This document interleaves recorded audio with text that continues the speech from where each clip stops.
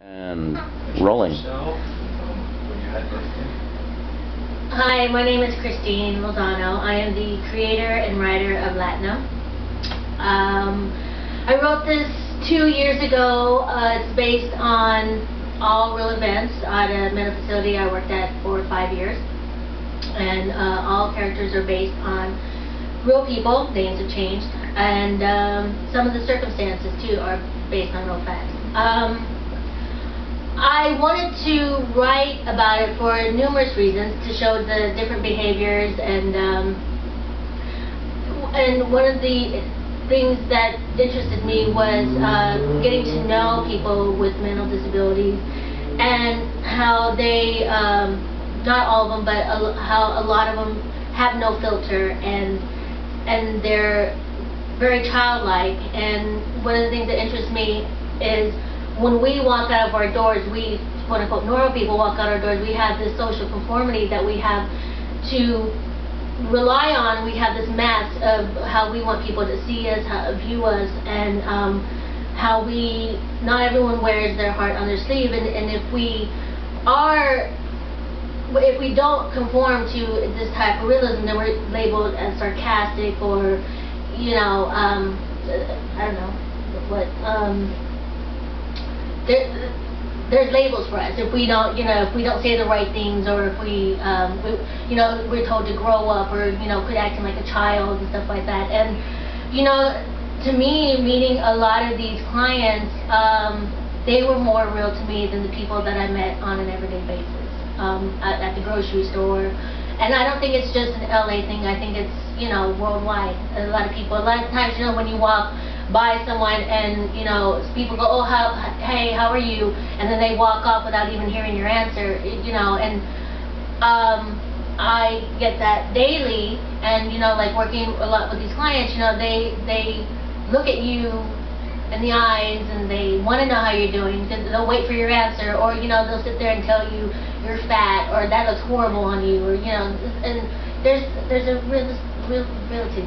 realism that I like. Yeah, there's a certain normal that everyone lives by, and not everyone has the same opinions or the same ideals, but everyone has normal. And unfortunately, there's a smaller group in the population that we look at as not normal, even though they do have their own normal. And I think what this script shows is that smaller group of individuals that we kind of outcast, they have their normalcy, if you will, and it's a loving, caring life that needs that nurturing that we all need, but they don't often get because of the people that they are.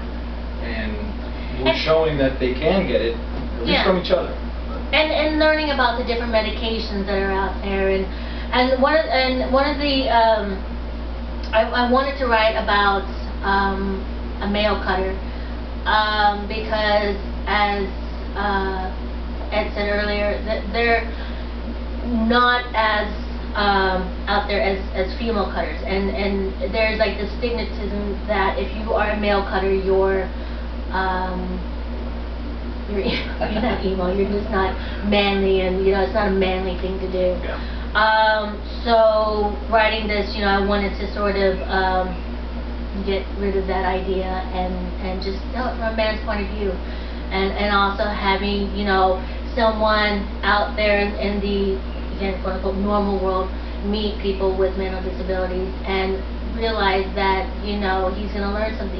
You do learn something from them. Yeah, when Latnem meets the whole family at Happy, you start to realize that he is slowly begins to realize that there is a bit of normalcy, and that these are just like other human beings in a very different way, but they get along, they do things together, they live a life, and we just want the rest of audience to see that. And it's different. It's different. There's nothing out there on television, on webisodes that deal with a mental facility, that deal with males or cutting, talk about medications, different, bipolar, schizophrenia, anything like that. So this is definitely different, and we need your help to help us put it up there in a higher grade, right? Yeah, to show it in the light that it needs to be shown. It's not a movie about a guy cutting himself to pieces or people with mental disabilities.